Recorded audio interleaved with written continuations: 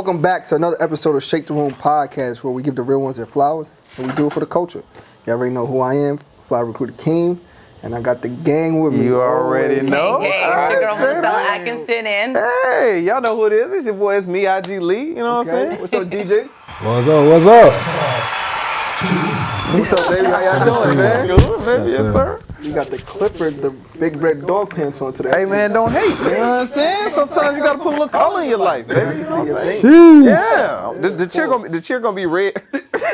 I said pause. That was on you, bro. Yeah, I said pause. I love that we're matching. Yeah, you know what I'm saying? The red. Y'all can't see Melissa in the heels, man. Hold on, I gotta give it to Melissa. Melissa has so much poise and did you have like train? Cause she be up here just she just be we got ready. She was like I can't even sit like. Where'd this come from, Melissa? How did this happen? I know we got to get into the show, but how did this happen? You have so much poise. Maria raised me. Oh. And Maria did not play. She was like, I don't care what country we're in, tomboy, tomgirl, you're going to be a lady. But I love that.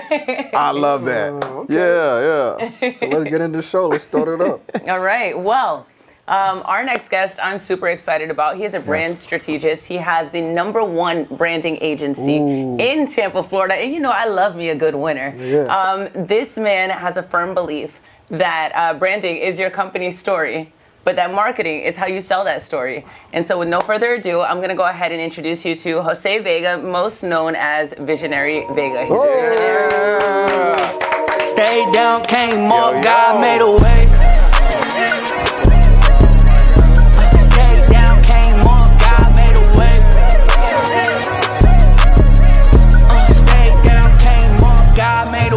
I couldn't have chose a better, intro song. It's been that. It's been exactly what that song says. God been making a way. It's been. Yeah. So I'm super excited to have you here. I went to your event not too long ago, and from what I understand, that's the 3rd installment. I think like the 3rd or the 4th one. Yeah. Okay. Yeah. And it was amazing. So yeah, talk to us about how you feeling? You must be coming off a high from all the things you have going on lately. Yeah, I feel great. I think it's I always look at things. I take a day or two to kind of reflect on it and be like, okay, yeah, this was good. This is a win. But being we're about like a week away, a week past it, a week and a half, 2 weeks. Now it's more of like I'm in the analytics phase, like, okay, how can we have done better? How can we make, change and adjust this? So, but I feel great. It's, it was a good way to end the year with the high. It really just set the intention for next year. So, Right. Okay. So, Forbes, right? Yeah. USA Wire. Yeah. You've been on the radio. You everywhere. You everywhere on my social really media, are. right? And you just won the Stellar Award, Star right? Wars. Yes. Congrats. Congratulations Thank you so on that. With all that success, who was Jose Vega before that? I would probably, I would say the same person I am now. It's one of the things that we pride ourselves in, and especially myself, how I lead the agency is just being your authentic self. So, when I really look at from a broad spectrum, what was the thing that I did that shifted, allowed us to move towards that trajectory of success was just being myself, exactly who I was before. This is my 2nd agency actually. In my first one, I ran it completely opposite from the way that I run it now. I'm like, okay, what's the vision, right? What is the image I have to portray or the perceived brand that I have to create? And although it brought success, it didn't bring the same level of success because I wasn't investing in it. I didn't feel like I was the one running the company. So the shift, I would say it's allowed me to be exactly who I've always been, just myself and walking in that true essence of just me. Yeah. Wow, that's amazing. Where are you from? Where's your background? I'm from Connecticut. CT? Yeah. What part?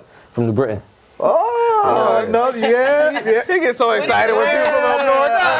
What's funny is I read that about you, and I was I know that you were from Connecticut. No, I saw it in your interview. Okay. And I knew you were gonna be so hyped because I was like, oh, it's just up north in that area. That's why I'm wearing boots. I was about to wear my Timbs. That was this morning. I woke up and I was not worried. I'm not worried about what am I going to say in the instant interview. And I'm like, yo, what am I going to wear? Because Keem going to come with the pressure today. Yeah, I was like, hold on. I'm looking at the other interviews. I'm like, he got the kick game. Okay, he got hats. I'm like, no, I'm getting a cut. I ain't going to. That's funny though. That's an up north thing for sure. So that. tell us about your time growing up north, because they don't understand. You know what I'm saying? Stop the foolishness. Stop the foolishness. Melissa, give me those up north vibes though. That high intensity energy. Hold on, I want to see how. Tell her where you from. She's from Canada.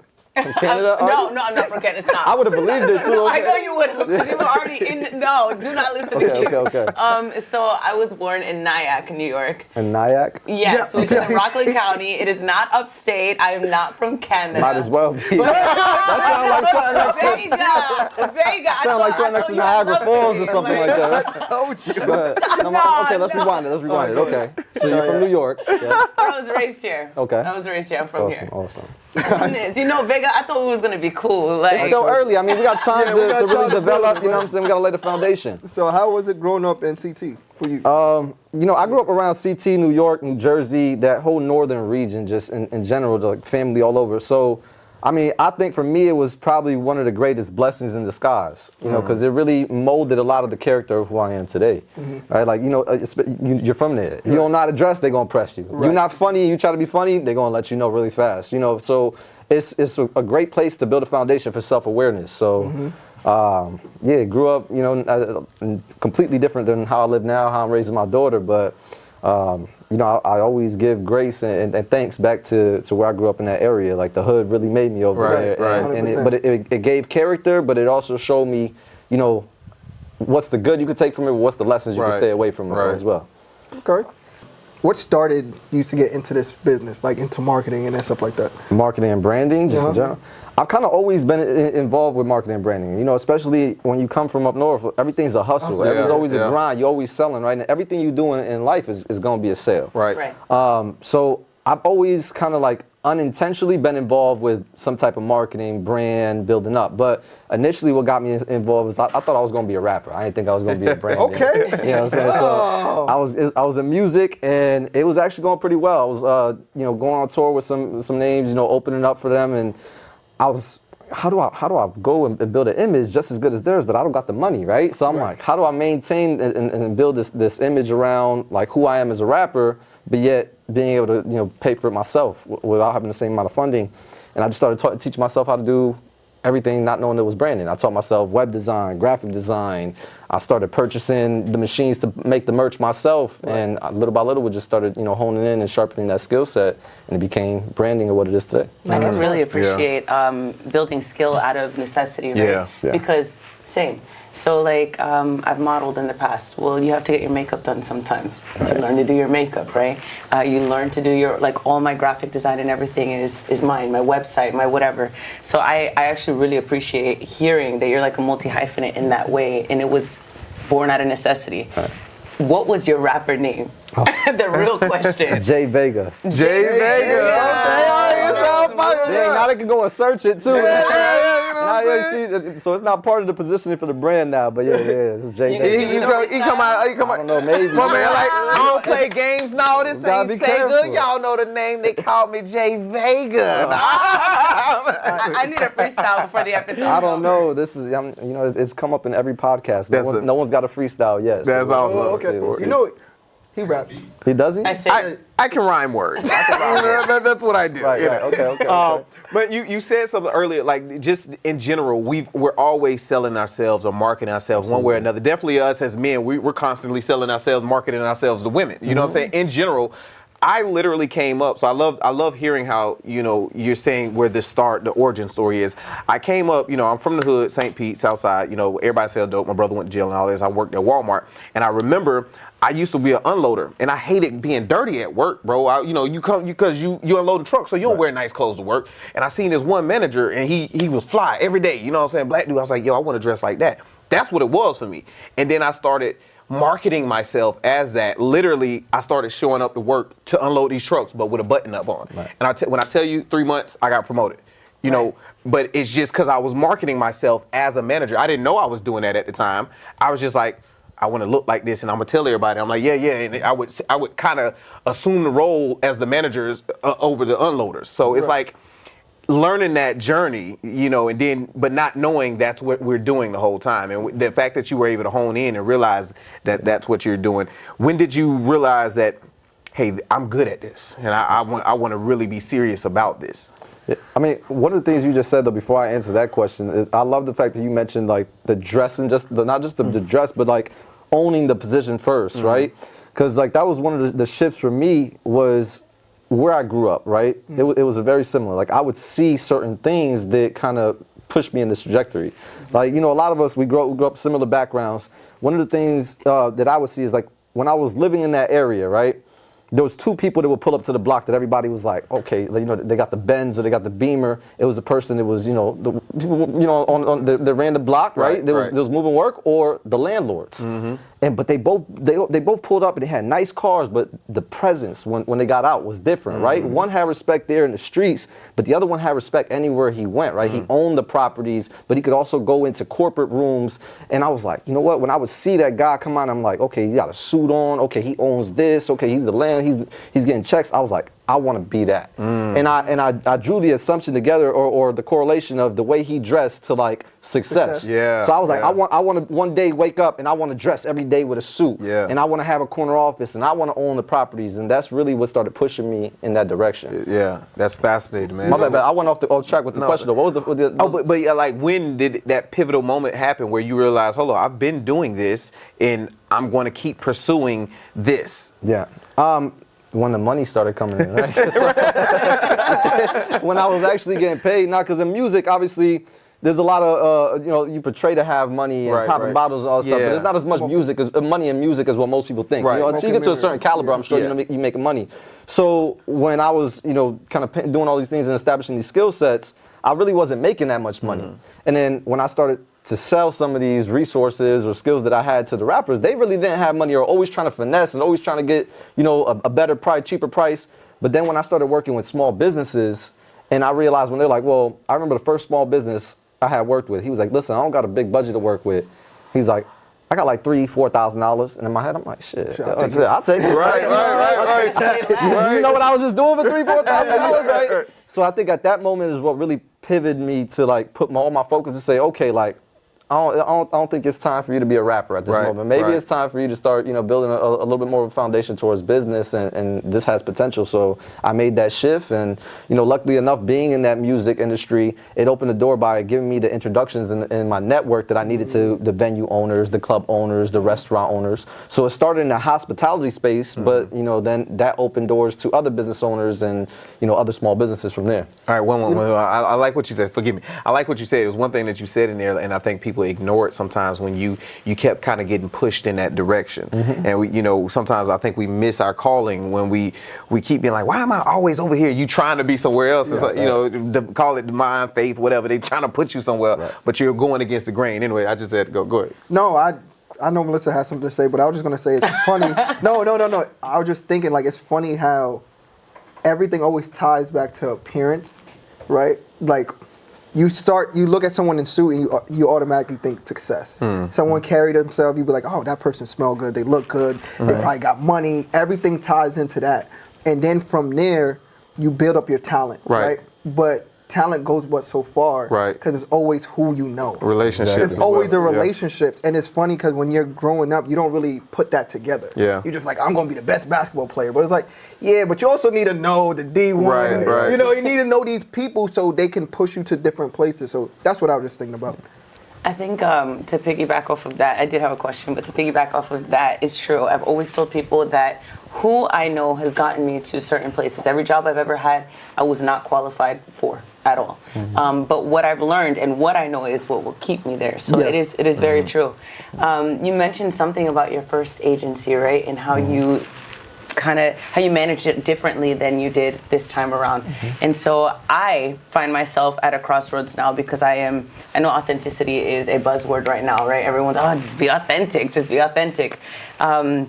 I'm at a crossroads and I thought I was being my most authentic self, right? And then you realize, no, I'm performing authenticity. And now I'm evolving into my most authentic self. So coming from your first agency and growing and then coming to your second agency, was there a moment where you were at a crossroads where you felt like maybe you were performing, you look back now and say, oh, I was performing authenticity and now I am that?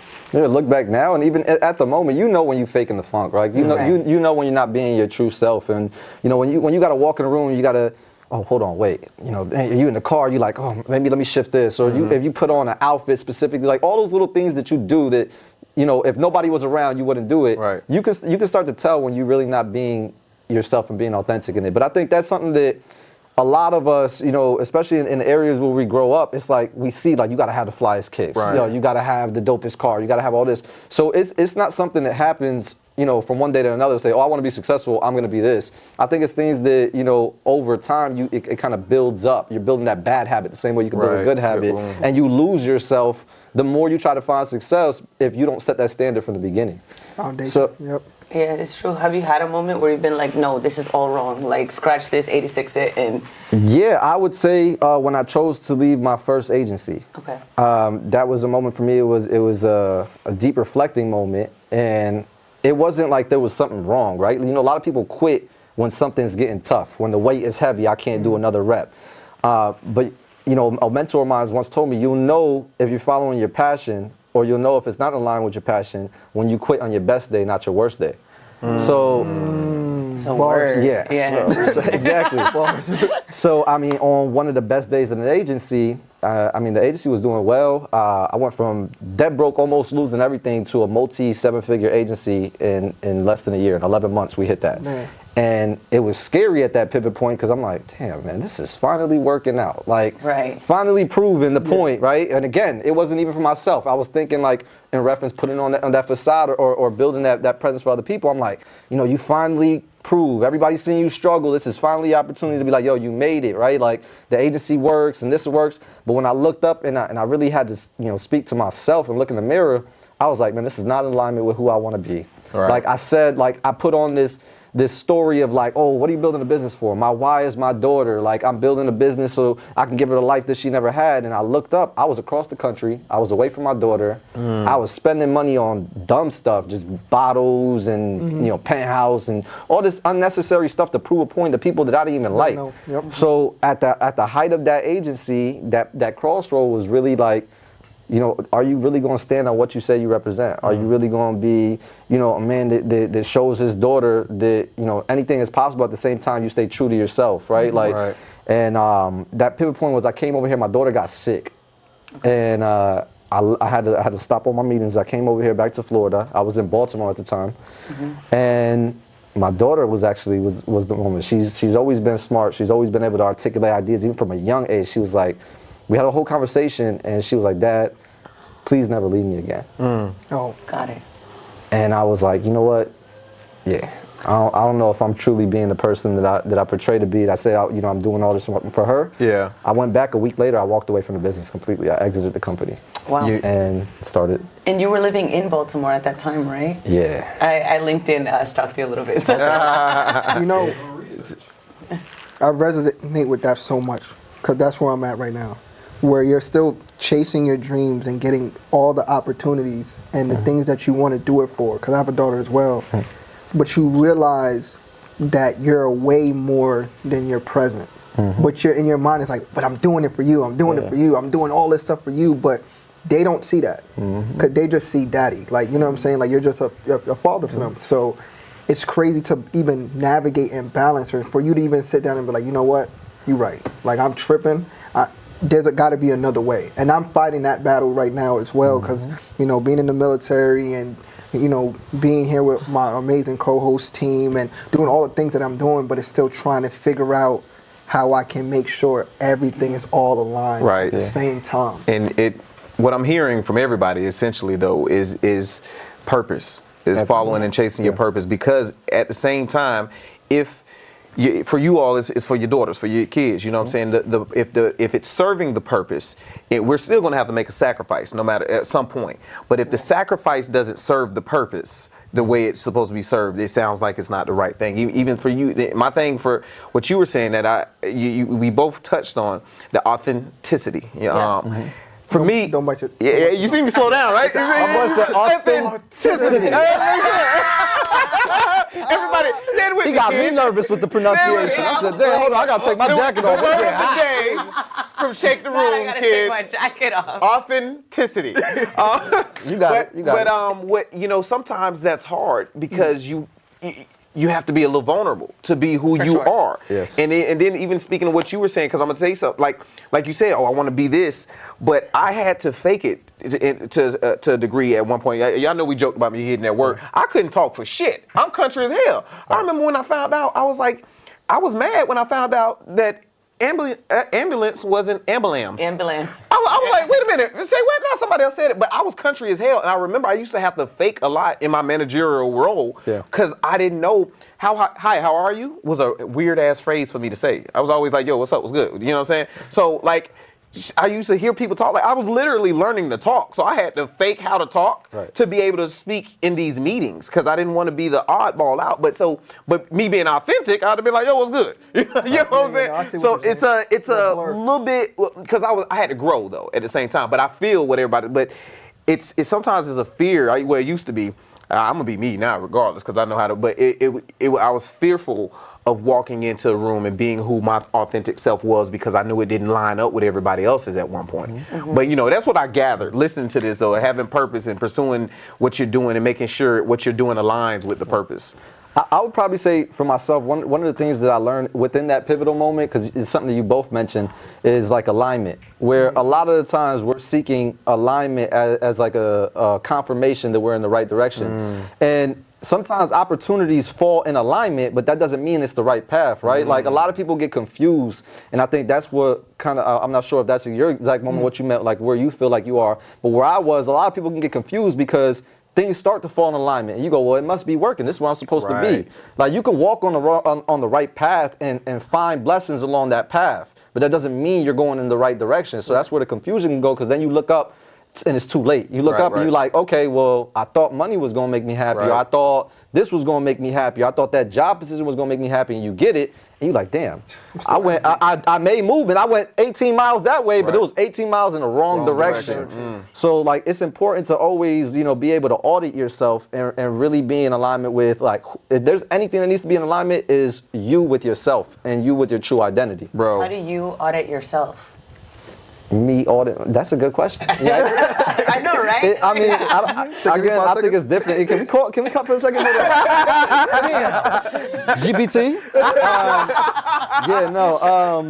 I would say, just honestly, it's just, again, it's just flexing or strengthening that self-awareness. Like, I know what makes me happy. Like, if no one else was around and I didn't have to impress nobody, like, I just stay in alignment with that. Like, what do I do when nobody's watching? Right. And most of the time it's not flexing. I don't go out and splurge shopping. Like, I don't, it's just like, most of the time I'm being a dad, really. Yeah. And just kind of just chilling at my own pace, working, not really stressed, not pressed too much. So that's who I truly am. I'm like, in a sense, I love being a father more than anything, right? And I love being a leader.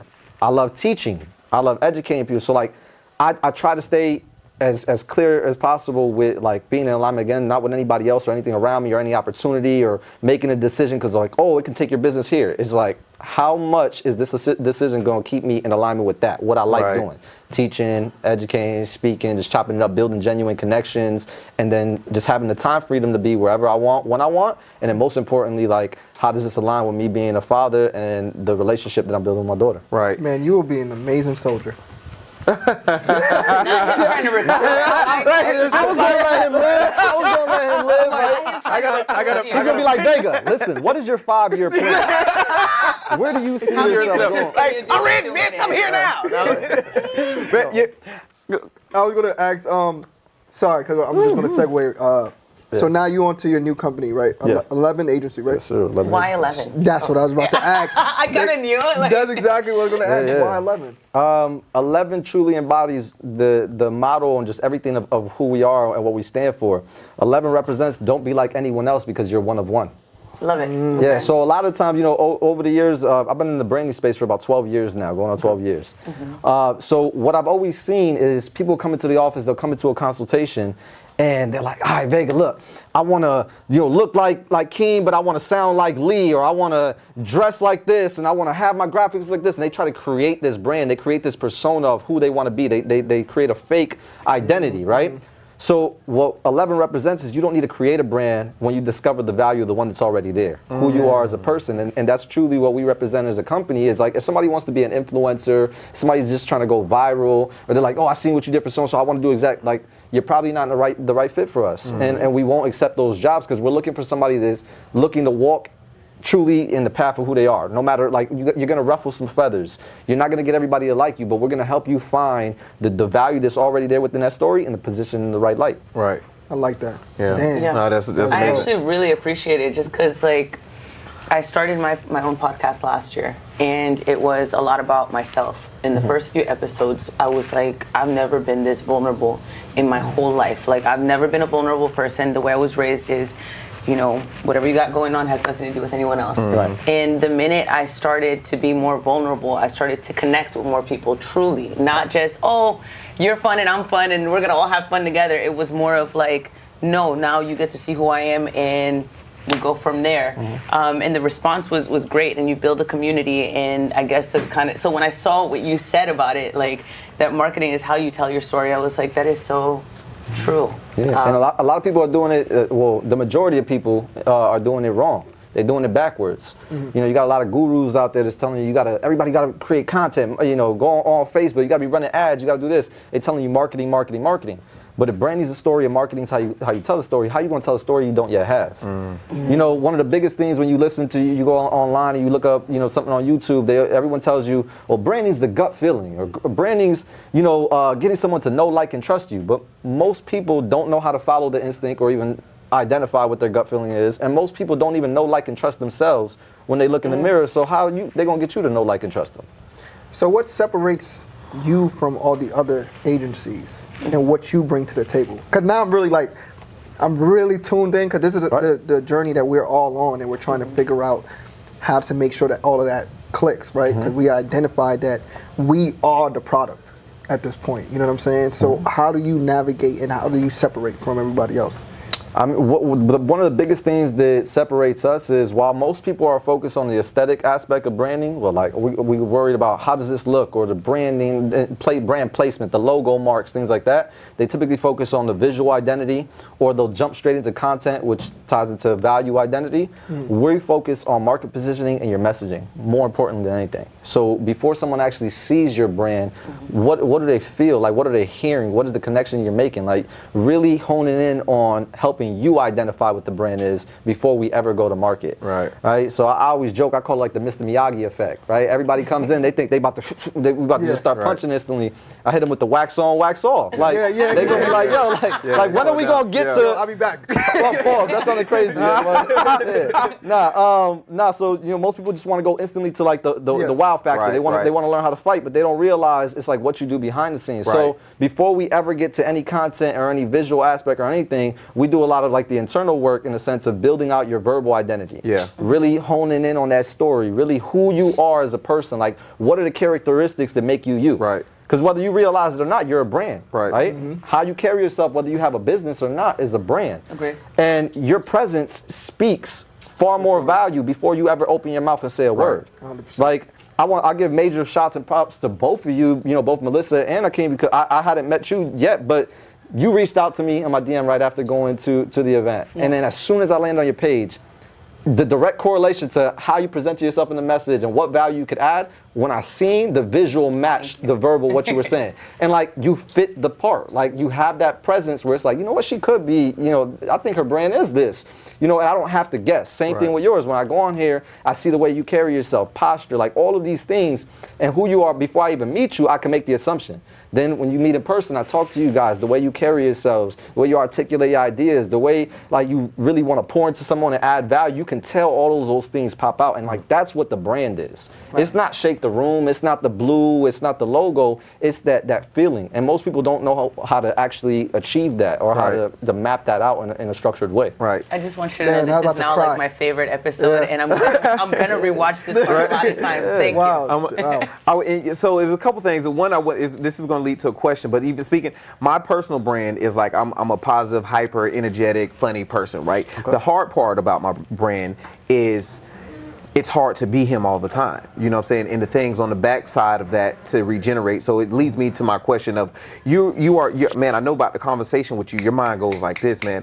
How do you turn that off, and what regenerates you? You know, because that's a lot of energy to pour into people and think about stuff. How do you regenerate yourself? It doesn't turn off. It's literally always on go.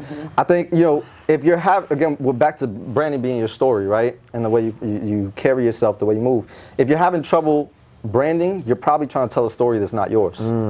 Because if you just being who you are as a person and you're really walking that authentic light, it shouldn't be hard to continue to be that person.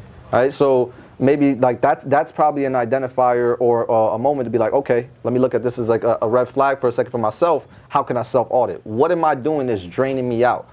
Maybe I'm trying to, you know, do this a little too much, or maybe I'm like, I'm always trying to be the funny guy, right? Sometimes it's okay to be the serious guy. Sometimes it's okay to be like, you know what, I'm funny, but damn, I'm struggling right now. Damn, this is not working out. And having that balance, you know, just because comedians tell jokes for a living, that doesn't mean that they don't go through stress in their life. Right. They say most comedians are depressed. Yeah. Usually the happiest people, the ones that always have the biggest smile on their face, are the ones that go, you know, behind the scenes. They go through a lot of things. So I think it's really just being okay with understanding that, like, I don't have to tie myself in a box. I don't always have to be high energy because my brand is positioned as high energy. Like, and really just identify, like, what are the key factors that make me me, that make people, you know, that's like people like, I like that about this person.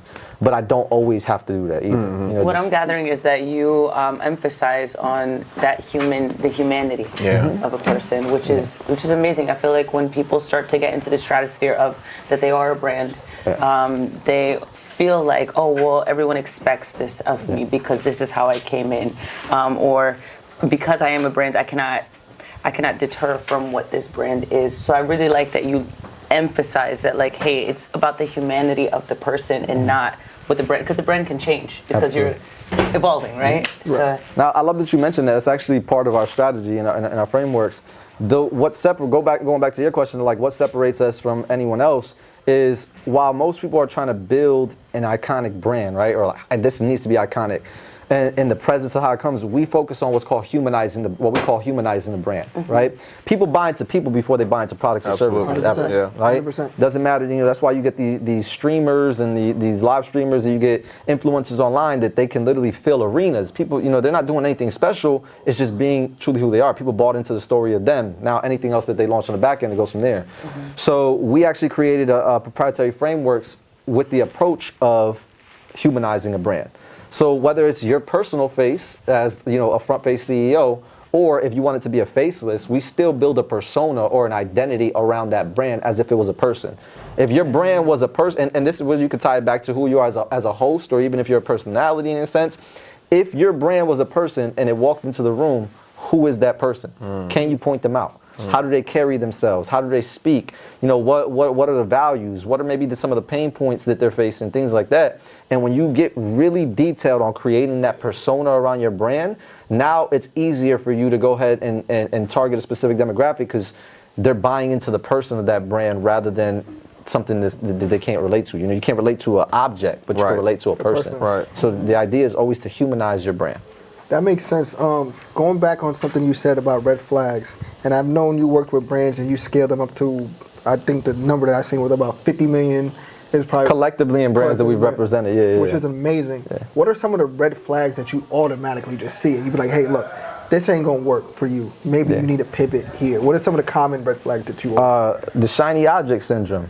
Right, in a sense of they see something that works for another, like they always get distracted. They think that, you know, this has to instantly work, right? It's like if you go to the gym today, if I start going to the gym, I'm probably not going to have a six-pack tomorrow, right? I'm not going to come in the next episode, y'all gonna be like, oh, you buff, and I only went to the gym. Exactly. Oh, no, Ozempic. You know, but even that, bro, like, things take time. So a lot of people don't realize, like, because they don't see the instant results, they, oh, this is not working. Right. But, oh, I seen so-and-so drop this type of content, let's go copy it. Oh, this person did this. Oh, let's go do this. And or this is the new trend. And they try to follow the hype, and they're never ever, you know, establishing a foundation. Right. And even if they do catch a wave, the foundation was never laid, so it's on sand. It's a weak foundation. It's a quick hype, and then eventually it dies out. So like that's the biggest red flag is when I see somebody like, all right, well, the biggest trend right now is this. I want to jump into it. And then, oh, I want to do this. Like instantly, no, you're chasing the hype and you're chasing the views. Yeah. So you know, obviously laying the proper foundation, it gives you the best chances for virality. But if you someone that comes in and instantly like, all right, Vega, the goal is right now by the end of the year, I need 1 million subscribers on Shake the Room. Instantly, that's a red flag because it's like, well, why do you need 1 million? What is the impact you're trying to have on 1 million? Who is the 1 million people that you're trying to reach? Like, if you don't have those answers, but yet you still want that result, that's an instant red flag. I like that. Yeah. Me and Lee always have this conversation, and you always say, he always say to me, Keem, you need to build a foundation, and you need to prepare for success, because you're gonna it's gonna go viral at some point. Right. But the people who phase out from what you always say is the people who don't prepare for the success and the longevity. When you get all these followers and stuff like that, where do you lead them? You know what I'm saying? What do you do? And now what do you do? You have the infrastructure, the systems. Do you have the back end? But that's the point of the foundation, because once you have all of that in place, then it makes sense, because now you can be like, all right, I'm doing this, and that, all that. And then the quality, those questions that you're asking, like, what are you going to do with this and that? It's going to talk to you about the quality. I'm not a branding or anything. The quality of followers that you want, because it's like, I worked with somebody before. I worked with I work with somebody, you know. And You had me at, so I was like, so who'd you work with? But I worked with an actor, and we were building their branding and their following, but it was like, you know, they're comedian, and I was like, yo, anybody can get followers, but will the followers come to your shows? Are they going to show up at your show or not? So if I got 1 million followers, but these ain't 1 million people who gonna come and put asses in seats. Right. They don't, or buy my merchandise. What good are they? Type of thing. So it's like the same thing for Shake the Room. You know what I'm saying? We could build a bunch of followers, but what do we want from those followers? Do we want people that are going to have a conversation, that want to grow, that want to learn from the people that we have on the show, type of thing? And it goes back to that. I love that question of like, well, who is your audience that you want? And we're not just grabbing for anybody. Yeah, when you do that, I mean, typically you're leading with an ugly identity, right? Most people, they wonder why they're not finding success in their business, and it's because they're taking that same approach. Well, I just want 1 million followers, right? And you wonder why it's not working. It's because you need to look in the mirror and realize you're ugly. Like, and I don't mean just in the presence of how you look, right? But in a sense, ugly represents being unclear with your message. You're greedy with the ask, right? You're expecting more from your audience than the value that you're actually pointing to them. You lack consistency, and you're not present. You know, and the worst thing that you could do is be ugly, because now you're chasing that audience. Attractive don't chase. Attractive people naturally want to be around them, naturally want to have conversations. So you should always look at your business and your approach of like, how can I make this more attractive? How can I make the person want to come to me? You know, how can I make the person, you know, want to have whatever I'm offering, as opposed to me always having to convince them? Yeah. Nobody want to talk to the people in the middle of the mall. Did you? You know. Oh, I'm sorry. Wait, let me say something real quick. No, I'm blown. First of all, you just say nobody wants to talk to the people in the middle of the mall. But right, go ahead. You already know the ones that's looking at you before you even walk. They already like. Go ahead. Go ahead. I was gonna say, you're really good. Yeah, I'm gonna tell you why he's good. I'm sitting here and I'm just like, he's saying like attractive people want to go around. As soon as he said ugly, my mind shifts straight to your book, and I'm like, tell me about your book, Ugly, and it's your DNA, like, you know what I mean? And it just like switched straight to that. So tell me about your book. Yeah, that acronym is everything. Like, I was like, okay. Yeah. So most people are ugly in a sense. I mean, you look at it just like anything in life. Like you mentioned earlier, like even when you, as a man, you know, what is most men's focus? They trying to chase women and impress women. As a woman here, I'm sure you can attest to it. Like, if someone's super pressing you and like their approach is wrong, their confidence is off, and like all of these different things, I'm pretty sure are red flags where you're like, that's not attractive to me, right? Absolutely. Yeah, I mean, societally, right? Like, you guys are supposed to be the chasers, but there is a technique, right? There's a technique. It's a balance. It's the back and forth, and it's usually a conversation. It's not me just trying to throw a bunch of lines at you, right? But I need to make sure that you feel comfortable, your guard is down, you feel safe, and I'm throwing my slick little, flirts here and there, so forth, right? It's the same thing with business. Right. You know, it's a relationship. You're not gonna go straight to like, hey, you trying to go to my house? Like, that's the same thing as a sale. Hey, you trying to buy my product? Like, no, I don't know you, and actually you're kind of ugly. Can you step away? Right? So you need to be attractive, and it's about your confidence. It's about your posture, the stature, the way you present yourself.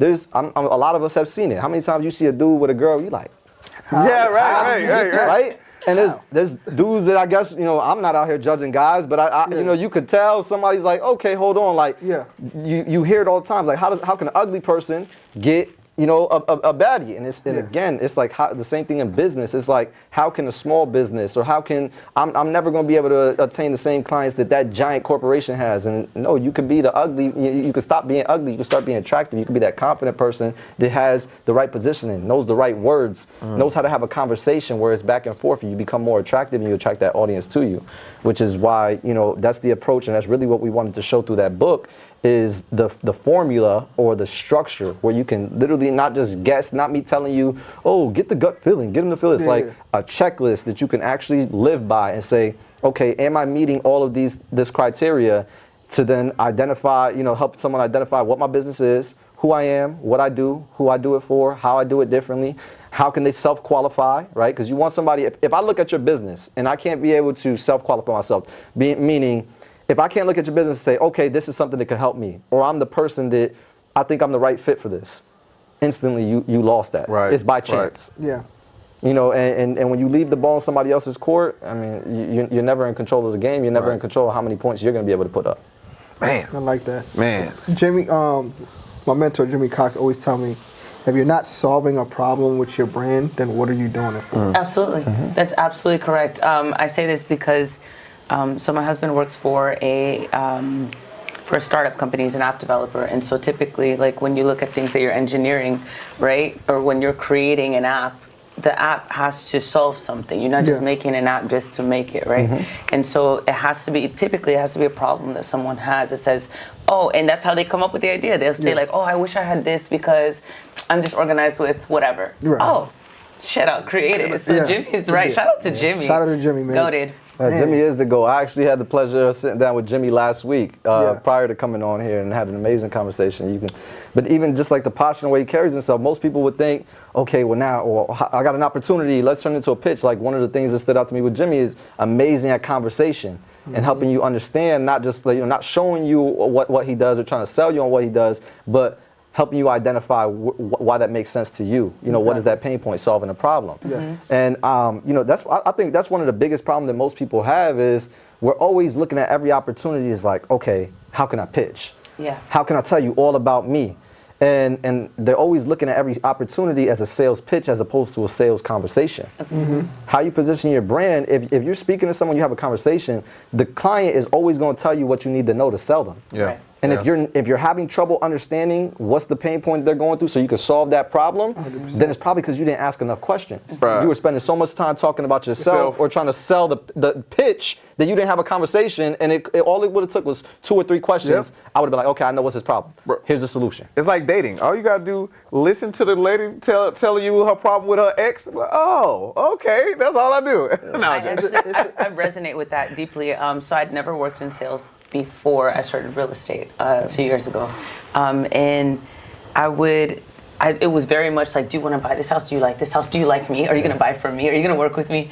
And it's true. You just have to it doesn't have to be that you get something out of it. You will eventually, but you have to build that relationship. I have a question though. Absolutely. How many people are on your staff? How many people are working for your agency? 8. 8? Yeah. Okay. How many clients do you guys have? And so that varies. It's on a retainer. We have some on retainer. We have some that are just it's kind of comes in on one-off campaigns. So I mean, at any given moment, we could have 10 to 15 clients per month. We try not to overdo it, just because obviously we want to be able to put the same amount of attention and detail into every project. So we could scale, we can get more, but I feel like the approach that we take now allows us to deliver the highest quality of service. And until I'm able to scale at that same quality, I don't tend to overload, because those are things that I learned from the first go around. So. Right. And you got the book. Yeah, I actually do have the book for you guys. Look at that. There we go. Hold Christmas came early. I know, literally. I was like, oh my God, Yeah, look at that. Hold on, yeah, there we go. You got oh and my signed goodness. and everything. With a message? bro. Oh, I'm like. So you're saying, Man. after I read this book, You still gonna be ugly. No. Hopefully you're a little less ugly next time after you read the book. You know what I'm saying? Nah, this is cold. This is cold. I like great, this. man. Thank you. Absolutely. Thank you for this. You know, I'm guys always for having finding me. new ways to be more attractive. No, just kidding. What was one of the biggest lessons that you learned, like, over time? Just with scaling, marketing, branding, just all in a pot. One of the biggest lessons. Ooh, that's a loaded question. Yes, it is. I'd probably say one of the biggest lessons is no matter what happens, no matter what challenge I face, I'm gonna overcome it. So I might as well just do whatever the thing is, face whatever the challenge is, head first. You know, at the end of the day, you got a 100% success rate of overcoming any challenge you ever faced in your life. You didn't die, right? Yep. You still here. You still here, yeah. Right? You paid your So rent that today. You means made it. technically, based off of the statistic, the number, right? Your ratio, you're 100% guaranteed to overcome, unless it kills you, you're 100% guaranteed to overcome whatever that challenge is. And a lot of times we're like, damn, you know, that might set me back. This person's gonna think this of me. Oh, what if this happens? What if that? What if this? And you get so buried behind the what ifs, you never make the move. And then you look up, a year and a half, 2 years pass, and you get somebody that's less qualified, less talented than you, do the idea. You're like, oh, I thought of that first, because you stayed buried behind the what ifs. So just move faster and stop worrying about everyone else, because at the end of the day, it really doesn't matter. Did you learn anything about yourself when you wrote this book? Yeah, I learned a lot. I mean, the book didn't just come like as an overnight situation. The book is compiled of, you know, last decade of experiences, trials, you know, and really being able to identify, like, what are you doing that is helping you find success and helping others find the success. So over the course of a decade, everything that I learned I would accredit it to pretty much this book. You know, this is just an organized, structured format of the things that I learned. And at the end of the day, it comes down to just being human and being authentically who you are, because that's what's going to allow you to connect with people on the truest level. And then from there, at that point, anything can happen. A sale can happen. You know, you can build a network. You can find a business partner. You can find a life partner, whatever the situation is. But it's never going to happen unless you have that true connection. That's dope.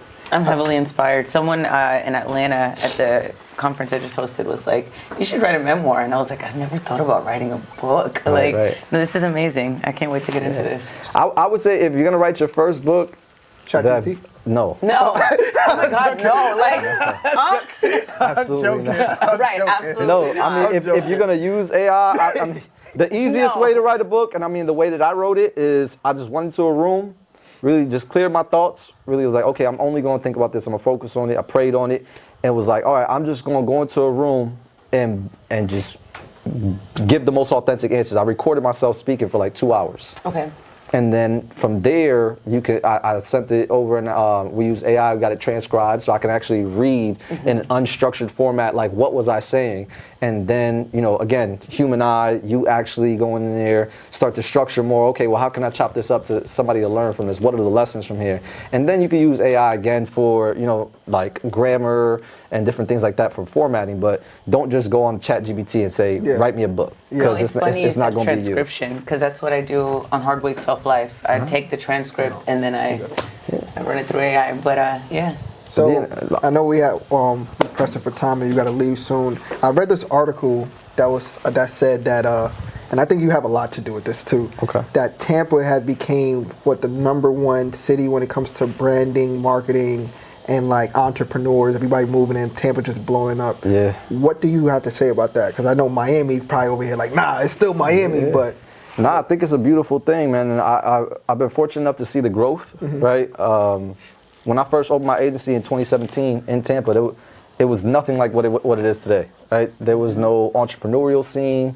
Networking events were very minimal, right? There was a couple things you could find on Facebook, maybe some real estate events, but the community and the support system wasn't here, right? The backing but I always seen the potential that Tampa had. But unfortunately, that caused me to like go out and actually have to look for business, right? I was going to different states and I was moving, but like now seeing how the growth in the city and the potential, you see a lot of these investors coming in, building, you know, multi-million-dollar, you know, investment properties in these huge buildings.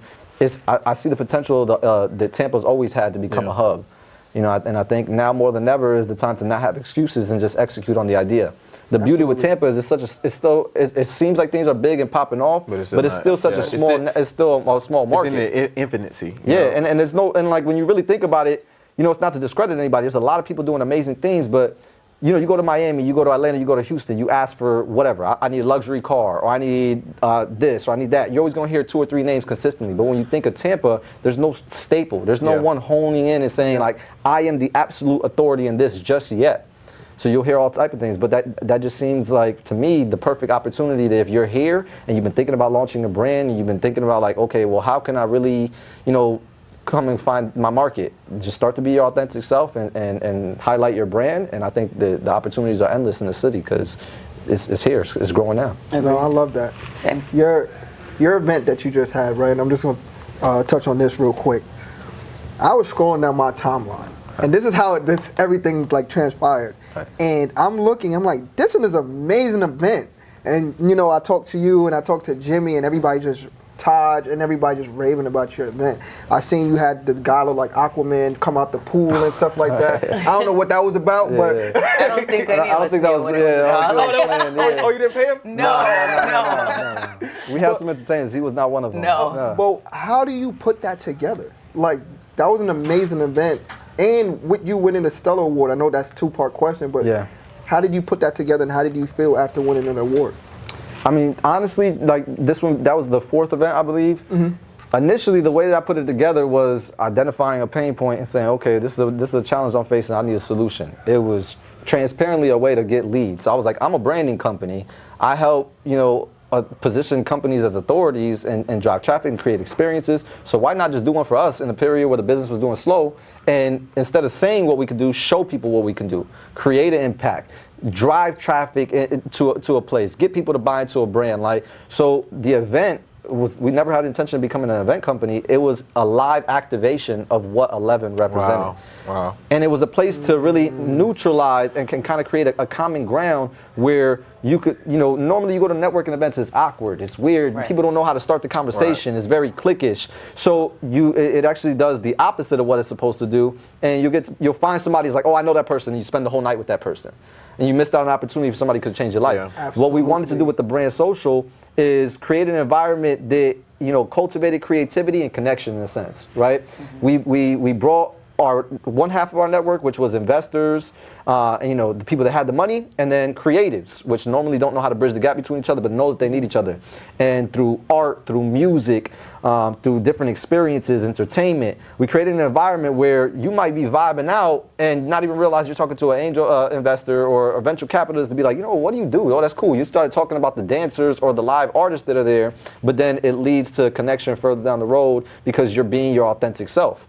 So we wanted to create an event where people felt comfortable walking in and they didn't have to put on that that facade, that persona of like, okay, I got to be extra dressed up, I got to be tied up. Like, we wanted to create an environment where music opens up the opportunity for a lot of things. That's awesome, man. Art, same thing. So. That's we gonna have to have a part 2 because it's so much more I want to say on that, but I know we got to wrap it up. I respect y'all staying on time with it too. I've been looking at it. I was like, You're like, yeah. All right. Well, always on military time. I heard the background of both of them. I'm like, okay, they about to be strict with time, and I was like, let me show up perfect. I've been a civilian since 2017, so. Okay. So we always ended off with our game called This or That, right? So we just fire off some questions to you, and then you just add them rapid. Okay. Right? So, purpose-driven or profit-driven branding? Purpose-driven, always. If you follow your purpose, profits will follow. I like it. Okay. Rapping or marketing? Marketing. Conscious rap or like hype rap? Conscious rap. Okay. Clarity or confidence? Clarity or what? Or confidence. Confidence.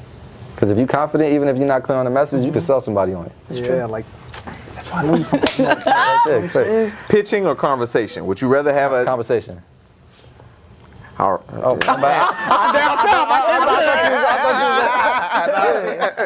The confidence wasn't there to deliver. You know what I'm saying? Like, hold on, you need to extend it out further. Pause. That was crazy. Yeah, that was crazy. You know what it is? Next, Melissa, hold on, because let's roll on from that one. He's awkward because he's ugly. Stop. No, I walk strong in my ugly. Let me just read my book. Go ahead. I had one and I just lost it. All right, I got one for you. Yeah, go ahead. A client with no vision, but all the money in the world, or a client with no money but they have the vision? Oh, damn. Yeah. Oh, that's a good one. That's a really good one, because, I mean, that's like a double-edged sword. Yeah. Give me the money, we'll figure it out. Yeah. Okay. Because a lot, you know, and the reason I say, you know, it's supposed to be rapid fire, but I think this is important. This is important to identify. Is if as a business owner, you have to set a standard for yourself on what you're willing to accept. And a lot of times, we like, dang, I just need to get $1. I need to get $1. Not every dollar is a good dollar. So usually people that have small budgets, they expect the most from you. They're gonna give you bad reviews if you don't deliver. Yeah. Like, it comes out being way more expensive. So most headaches. I can help somebody find their vision, because there's things that they like. I can't help someone that has a broke mindset. So, yeah. I like that. I agree with that, actually. Same with sales of homes. Yeah. You'd be surprised. The people that's buying an expensive home have the least questions and the least problems, because they got it. They're good. I can help you find whatever sink you want. Like, but people that have a lower budget, oh my God. Wait, why is it like that? That's with everything. Why is it like that? Hey, that commission is not. There's only two currencies, time and money. And listen, you can't get that time back. You can't get that time back, and they'll waste your time and run you through the loop. Yep. So, yeah. All right. Well, shoot, man, thank you so much for being here, man. I know everybody's super excited for you to be here. My last begging segment of the day is, so since we cool now and stuff like that, everything, you know what I mean? So I was just thinking, I was pondering to myself that maybe, you know, Shake the Room could collab with 11, and we could probably do like an event. We could host an event. You know, Melissa's an amazing host, and Lee as well. So maybe we could figure out a partnership. That sounds like a solid maybe, yeah. A solid maybe. It's solid maybe. You know what I'm saying? That sounds like a real. I'm not gonna lie to you. Nah, of course, that'd be amazing. I was hunting you down that night. I ran into some guy named Nick, and I said, "Excuse me." That's my guy, Biz Nick. Yes, Biz Nick. Shout out to Biz Nick. I said, "Those microphones in the corner." I go, "Are they interviewing people?" He says, "Yes." I go, "I want that." Yeah. He said, "We gotta find Vega." I go, "Yes, you do." Yeah. You left a lasting impact, though, because multiple people came up to me like, "Yo, did you meet Melissa?" Like, and she was like, "Yo, she's amazing. Oh, she part of the team." Well, she interviewed, like, I guess it seemed like you was already interviewing people. Well, is what it seemed like. ready. They were hype. I mean, everybody raved about her, and I mean, I think you absolutely lived up to the hype for it, for sure. Because again, that's the most authentic thing. You can see it when you've been around so many people and the way they want to position a brand. You can tell when somebody's truly like confident in being themselves. And I think you guys as a whole, just the team collectively, I mentioned it off camera, it's just such a powerful asset how cohesively y'all move as a unit. And like, even when I did my own due diligence, when you invited me and then she invited me separately, everyone just fits the right role. They're all investing in your own brands, and you all carry yourself with that same stature, that same presence, and that's powerful, because like that's really what can move a brand forward, is when you got different personalities but everyone's authentically themselves and you're representing all these different people. They can see themselves in you, in your show, and I think I can't wait to see this go further with Shake the Room. We thank you, man. Thank you. That means a lot, man. Look into that camera right there, man. And for the younger generation who inspired to be you, and people who want to get into marketing and branding, can you leave them a message, please? The best piece of advice that I can leave you with is blind faith translates into reality. Meaning, if you truly believe that you're going to find success and you're being your authentic self, and that's the purpose that you have in your life, and you continue to move in that direction, it's going to become reality. It's inevitable that you're going to find success, as impossible as it seems.